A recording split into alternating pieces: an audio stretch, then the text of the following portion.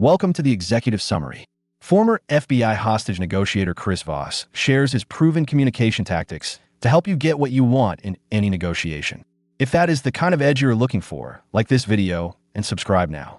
Let's get into it. Most leaders believe effective negotiation is about logical persuasion and compromise. Chris Voss, drawing from decades as an FBI hostage negotiator, reveals the opposite is true.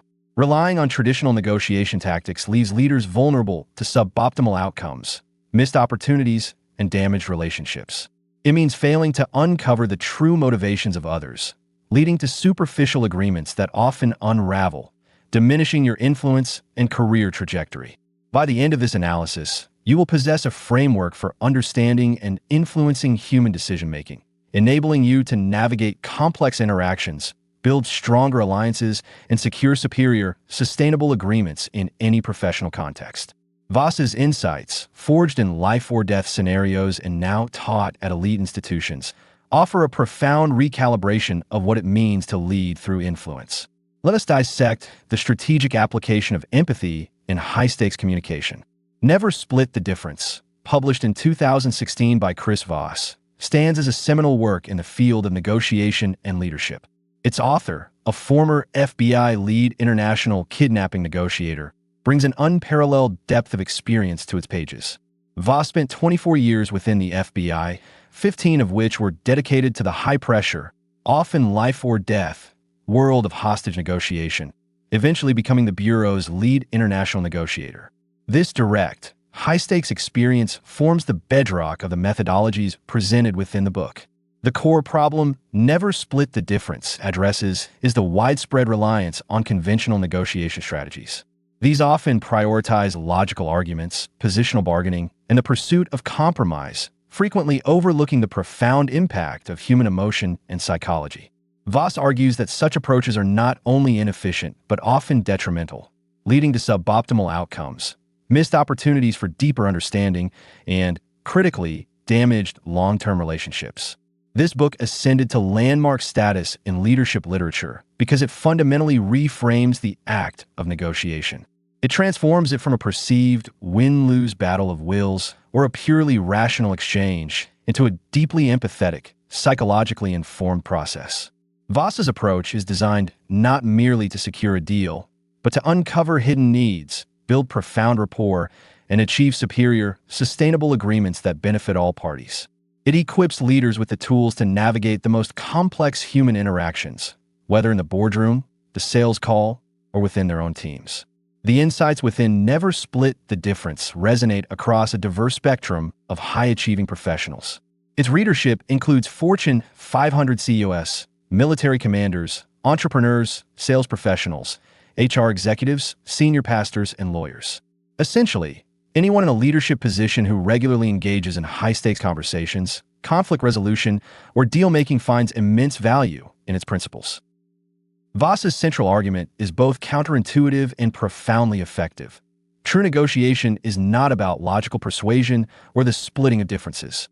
Instead, it is about the strategic application of tactical empathy. This involves a deliberate, conscious effort to understand and articulate the emotional drivers of the other party, influencing their decisions by first understanding and then addressing their underlying needs, fears, and aspirations. By mastering these techniques, leaders can move beyond mere compromise to achieve outcomes that were previously thought impossible. Lesson 1. Tactical empathy, the foundation of influence. The most powerful negotiation tool at a leader's disposal is tactical empathy.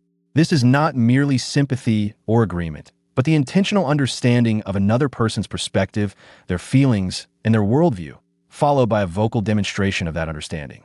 Voss asserts that empathy, in this context, is not about endorsing the other party's position, but about comprehending it.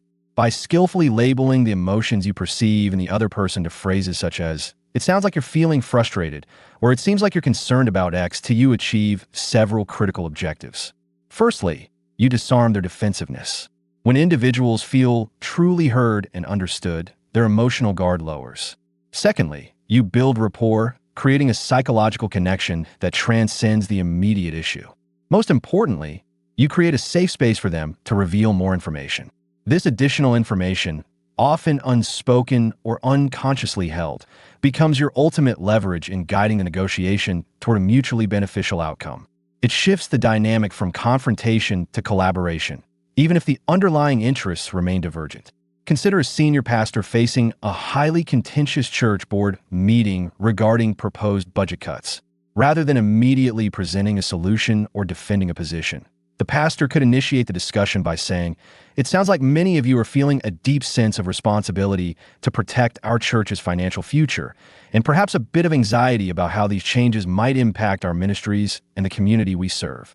This statement acknowledges their core concerns and emotions before any specific proposal is even on the table. It validates their perspective, making them more receptive to hearing the pastor's subsequent points, knowing their fundamental concerns have been recognized. This week, identify a difficult conversation you anticipate needing to have. Before engaging, take a moment to list 3 potential emotions or core concerns the other person might be experiencing. How will you strategically use labeling to acknowledge those feelings at the outset of the conversation, setting a foundation of understanding? Lesson 2, mirroring, the art of active listening. Mirroring is a deceptively simple yet profoundly effective technique. It involves repeating the last 1 to 3 words of what someone has just said or a critical phrase, often with an inquisitive, upward inflection. Its purpose is to encourage the other party to elaborate and reveal more information without feeling interrogated or pressured. Voss explains that mirroring acts as a gentle, non-confrontational conversational lubricant. It signals to the speaker that you are listening intently, processing their words, and inviting them to continue. This subtle prompt often leads the other person to fill in the gaps, clarify their thoughts, or expand on their statements, frequently revealing unexpected insights, underlying motivations, or unspoken concerns that would otherwise remain hidden. It creates an illusion of continuity, making the speaker feel understood and encouraging them to delve deeper into their own perspective. Imagine a leader conducting a performance review. An employee states, "I'm not sure I feel challenged enough in my current role." The leader, rather than immediately offering solutions or asking for clarification, simply mirrors, "Challenged enough?" The employee, feeling heard, might then elaborate, "Yes, I'm looking for more opportunities to lead projects and develop new skills, perhaps in areas like data analytics or client engagement." This simple mirror has transformed a vague statement into concrete, actionable feedback, providing the leader with specific areas for development and growth discussions. In your next one-on-one meeting or team discussion, make a conscious effort to practice mirroring. After someone makes a key statement, repeat their last few words with an inquisitive tone. Observe how they respond and the depth of new information they volunteer as a direct result. Lesson 3, accusation audits, disarming negativity proactively.